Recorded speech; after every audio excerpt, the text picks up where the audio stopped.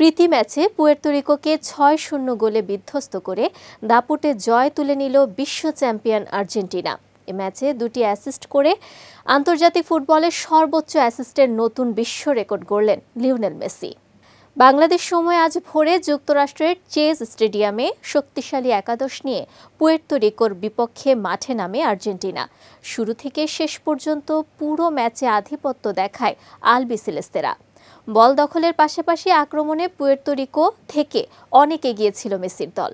ম্যাচের প্রথম হাফে ৩টি এবং দ্বিতীয় হাফে ৩টি গোল করে আর্জেন্টিনা। ১৪তম মিনিটে দলের হয়ে গোলের খাতা খোলেন ম্যাক অ্যালিস্টার। ডি বক্সের ভেতরে নিকোর শটে মাথা লাগিয়ে বল জালে জড়ান এ মিডফিল্ডার। ২৩ মিনিটে আসে আর্জেন্টিনার দ্বিতীয় গোলটি। দ্বিতীয় গোলে অ্যাসিস্টের মাধ্যমে মেসি আন্তর্জাতিক ফুটবলে ব্রাজিলিয়ান সুপারস্টার নেইমার এবং যুক্তরাষ্ট্রের ল্যান্ডন ডোনোভানকে ছাড়িয়ে যান।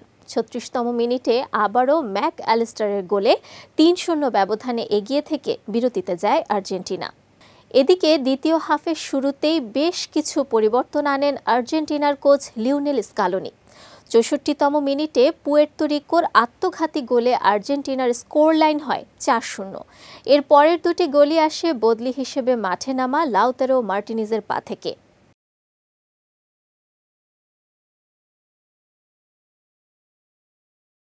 চুরাশিতম মিনিটে মেসির ব্যাক হিল থেকে বল পেয়ে দারুণ ফিনিশিংয়ে ম্যাচে নিজের প্রথম গোল করেন মার্টিনেজ।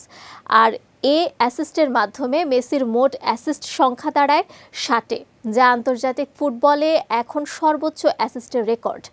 ইনজুরি টাইমে লাউতারো নিজের দ্বিতীয় গোলটি করলে ৬-০ গোলের বড় জয় নিশ্চিত করে স্কালোনির দল।